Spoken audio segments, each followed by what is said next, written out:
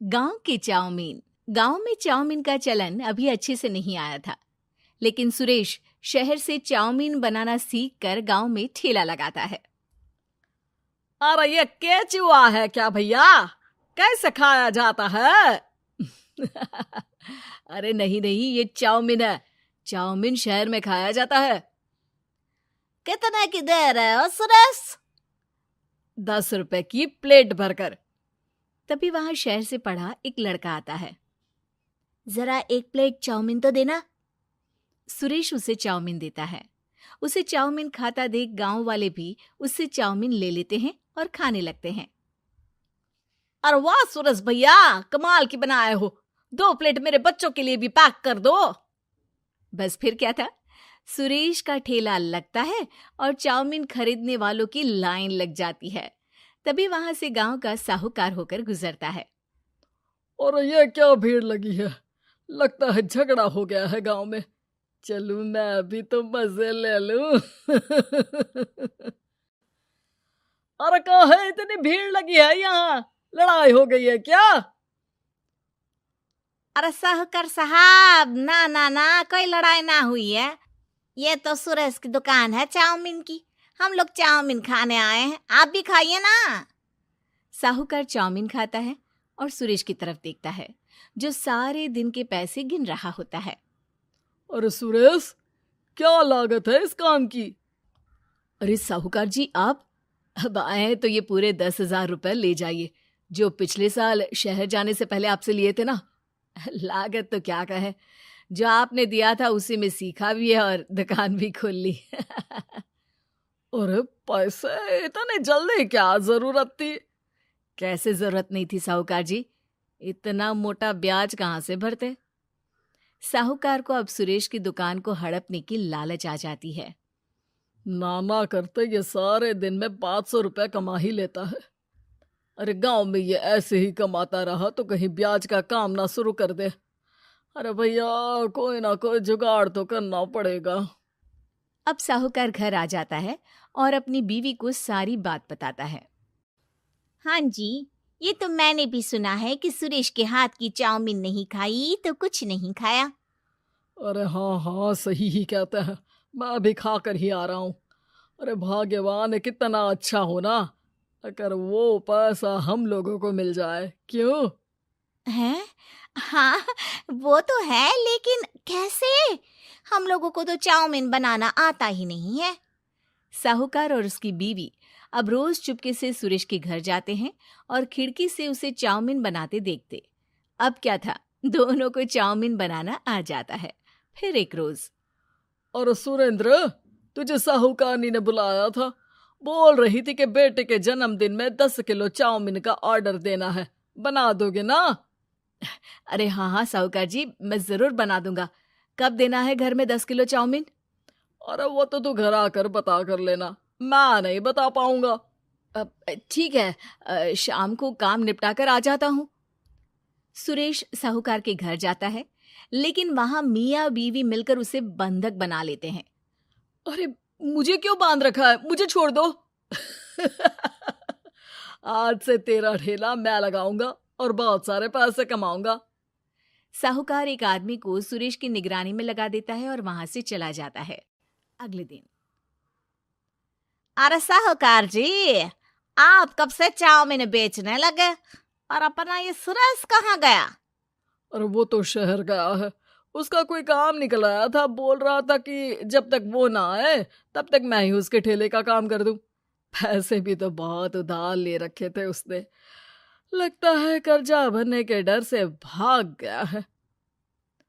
अरे पर वो तो बोल रहा था कि उसने सारा कर्जा उतार दिया है, और वो क्यों भागेगा? इतना तो कमा रहा था। अरे मुझे क्या पता। अरे चाउमीन खाना है तो बोलो, नहीं तो भागो यहाँ से। अरे हाँ हाँ, दे दो दे दो। अब तो चाउमीन खाना पूरे गांव के लोगों के लिए आदत ही बन गया है। ना खाओ तो नींद ना आए। हाँ हाँ, तो लो और निकालो 50 रुपए। 50 रुपए क्यों? सुरेंद्र तो 10 रुपए में देता था। अरे वो पागल था, मैं थोड़ी ना हूँ। गांव वाले, जिनको चाउमीन की लत लग गई थी, वो करते भी क्या? दे दो और ये लो 50 रुपए। लेकिन फिर साहूकार उन लोगों को प्लेट में थोड़ी सी चाउमीन रख देता है। अरे ये क्या, पैसे 5 गुना ज्यादा और चाउमीन बस इतनी सी। अरे साहूकार साहब, भगवान से तो डरो। बस फिर क्या था, साहूकार की मन मर्जी चलने लग जाती है और गांव वाले करते भी क्या। एक रोज मुझे तो लगता है कि सुरेश को साहूकार ने मार डाला होगा, क्योंकि उसका काम इतना अच्छा चल रहा था, फिर वो क्यों जाता, और वो भी साहूकार के हवाले दुकान करके। ना बाबा ना। अगले रोज भाग्यवान, देखो तो जरा, इस सुरेश भी ना कितना पागल था। जिस काम से वो ज्यादा पैसे बना सकता था, उससे इतने कम पैसे छाप रहा था। 50 रुपए प्लेट में भी गांव वाले खूब खा रहे हैं चाउमीन। हाँ जी, और जितने में वो लोगों को 10 प्लेट खिलाता था भर भर कर हम लोग उतने में 20 प्लेट बना रहे हैं। क्यों जी? वहीं सुरेश रोज भगवान से मांगता कि बस एक बार वो किसी तरह वहां से निकलने में कामयाब हो जाए, लेकिन उसकी हर कोशिश नाकामयाब होती। फिर एक दिन, अरे भाग्यवान, ऐसा कुछ करो कि चाउमीन बनाने का खर्चा आधा हो जाए, जिससे हम लोगों को और मुनाफा हो। ना जी, मुझे तो कोई तरकीब ना सूझ रही। अरे सुनो, एक काम करते हैं, चाउमीन बनाने में जो सब्जी लगती है वो मंडी में लेने तुम देर रात चली जाना। तब तक वो सारी सड़ी गली सब्जी जो दुकानदार वहीं फेंक जाते हैं, वो उठा कर ले आना फ्री में। अरे वाह जी वाह, आप तो बहुत समझदार हैं जी। बीवी वैसा ही करती है, लेकिन अब लोग चाउमीन खाते तो मुंह बनाकर। फिर एक बार, अरे राम राम राम, ये पेट में दर्द काहे हो रहा है? आई, आई, आई, आई, आई। हाय रे हाय, मेरा भी पेट दर्द के मारे फटा जा रहा है। सभी को शक हो जाता है कि उन लोगों को चाउमीन खाने से ही ये बीमारी हो गई है। वहीं दूसरी तरफ जो आदमी सुरेश की निगरानी कर रहा था, वो सो रहा होता है और मौका देखकर सुरेश वहां से भाग जाता है। सुरेश गांव वालों के पास जाकर उन्हें सब कुछ बता देता है। बस अब क्या था, साहूकार के घर पुलिस पहुंच जाती है। चलो, तुमने गांव के लोगों को खराब सब्जी वाली चाउमीन खिलाकर बीमार किया और सुरेश को बंधक बनाया। तुम्हें इसीलिए हम गिरफ्तार कर रहे हैं। साहूकार को पुलिस ले जाती है और फिर अगले दिन से सुरेश का ठेला गांव के बाजार में लग जाता है, जहां अब पहले से ज्यादा भीड़ होती है। गांव की जिठानी शांति अपने 2 बेटों अर्नव और आरुष के साथ शांति से जीवन बिता रही थी, लेकिन शांति के पति सोहन से उसकी कभी कभार थोड़ी अनबन हो जाती थी। एक दिन शांति रोज की तरह सुबह का खाना बना रही थी, तभी दरवाजे की घंटी बजी। घंटी की आवाज सुनकर वो दरवाजे की ओर जाते हुए कहती है, अरे आती हूँ, कौन है? सब्र करो। शांति दरवाजा खोलती है तो देखती है कि उसके जेठ मोहनदास सामने खड़े होते हैं। वो सक पकाकर अपना घूंघट करती है और पैर छूकर कहती है, आइए आइए जेठ जी। कैसी हो शांति? जी मैं तो बिल्कुल ठीक हूँ, सब आपकी मेहरबानी है भाई साहब। शांति और मोहनदास की बातें सुनकर शांति का पति सोहन और उसके दोनों बेटे बाहर आ जाते हैं। अरे भैया राम राम, कैसे हो आप? राम राम भाई। अरे शांति, ऐसे खड़ी खड़ी क्या देख रही हो? चाय कॉफी कुछ लेकर आओ, भैया आए हैं। शांति तेजी से रसोई की ओर आगे बढ़ती हुए कहती है, अरे मेरी माँ, गेट खोलने के चक्कर में मेरे तो चावल ही जल गए। वो दौड़ी दौड़ी रसोई में जाती है और देखती है कि सारे चावल जल गए हैं। वो दोबारा चावल बनाने में लग जाती है। इतने में सोहन आवाज लगाता है, अरे शांति, तुम्हारे चावल का रोना खत्म हो गया हो तो चाय ले आओ। जी लाती हूँ अभी। शांति जल्दी जल्दी चाय बनाती है और मोहनदास को चाय देती है। सब एक दूसरे की खैर खबर पूछते हुए चाय पीते हैं। चाय खत्म होती ही मोहनदास शांति की ओर देखते हुए मजाक में कहते हैं, शांति, अब तुम्हारी चाय में दम नहीं रहा, अब हमें चाय बनाने वाली बदलनी पड़ेगी। ये कैसे मुमकिन होगा जेठ जी, घर और बाहर का सारा काम मुझे ही करना पड़ता है और कभी कभी जल्दी जल्दी के चक्कर में काम बिगड़ जाते हैं, जैसे आज चावल जल गए। अरे इसी का तो हल लेकर आया हूँ। मैंने रिश्ता देखा है अर्नव और आरुष के लिए। दोनों लड़कियां बहुत सुंदर और सुशील हैं। अगर आप दोनों इजाजत दें तो बात करूं आगे। सोहन और शांति रिश्ते की बात सुनकर कहते हैं, अब ठीक है, बात चलाइए ना भैया, पर पहले लड़की के बारे में कुछ बताइए तो सही। हाँ हाँ भाई साहब, लड़की कैसी है, परिवार कैसा है, कहाँ के रहने वाले हैं? देखो, परिवार तो बहुत अच्छा है, पर वे दोनों लोग बहुत गरीब हैं। दहेज में कुछ मिलेगा नहीं। अरे हमें दहेज में कुछ चाहिए भी नहीं, बस लड़की संस्कारी होनी चाहिए। एक लड़की तो पढ़ी लिखी है और शहर की रहने वाली है, पर दूसरी अपनी गरीबी की वजह से पढ़ न सकी और गांव में रहती है, लेकिन दोनों है बहुत खूबसूरत। अगर तुम सबको देखते ही पसंद ना आ जाए तो मेरा नाम बदल देना। हाँ, पर तो हम आंखें मूंद कर भरोसा कर सकते हैं भैया। आप आगे बात चलाइए, हम शादी करने को तैयार हैं। कुछ ही दिन में अर्नव और आरुष की शादी हो जाती है। आरुष की शादी अनपढ़ लड़की मंजरी से हो जाती है, जो कि बहुत भोली भी होती है, और अर्नव की शादी पढ़ी लिखी लड़की तनुजा से हो जाती है, जो कि घमंडी और चालू होती है। एक दिन मंजरी घर के काम कर रही थी कि अचानक शांति उसे आवाज लगाती है, बड़ी बहू, ओ बड़ी बहू, मंजरी जल्दी यहाँ आओ। मंजरी जल्दी जल्दी शांति के पास जाती है। बेटा मेरे पैर दबा दे, बहुत दर्द हो रहा है। जी माँ जी, बस बर्तन धोकर आती हूँ। अरे बैठ यहाँ, मेरे पैर में बहुत तेज दर्द हो रहा है, बर्तन छोटी बहू धो लेगी। मंजरी शांति के पैर दबाने लगती है तो शांति तनुजा को आवाज लगाती है, छोटी बहू, ओ छोटी बहू। तनुजा थोड़ी देर से आराम से चलकर आती है। जी माँ जी, आपने बुलाया मुझे? आपको कोई काम था क्या? तू कुछ काम कर रही है या? शांति की बात काटते हुए तनुजा बोलती है, कुछ नहीं माँ, फोन पर अपने घर पर बात कर रही थी। अरे बाद में बात करियो अपने घर वालों से, पहले जाके बर्तन धो ले। तनुजा मुंह बनाते हुए अपनी जिठानी की ओर देखती है और मन ही मन कहती है, ये महारानी वहां बैठी है, ये नहीं कि बर्तन धो ले। मैंने इतनी पढ़ाई बर्तन धोने के लिए की थी क्या? तनुजा दांत पीसकर वहां से चली जाती है। अगले दिन सब दफ्तर चले जाते हैं, तभी डाकिया चिट्ठी लाता है। शांति चिट्ठी लेकर मंजरी से कहती है, बड़ी बहू, जरा छोटी बहू को बुलाना, एक चिट्ठी आई है। मेरी तो आंखें कमजोर है तो मुझसे पढ़ा नहीं जाएगा। मंजरी तनुजा के पास जाकर कहती है, तनुजा, तुम्हें माँ जी बुला रही हैं। मुझ पर हुक्म मत चलाओ, काम बताओ काम।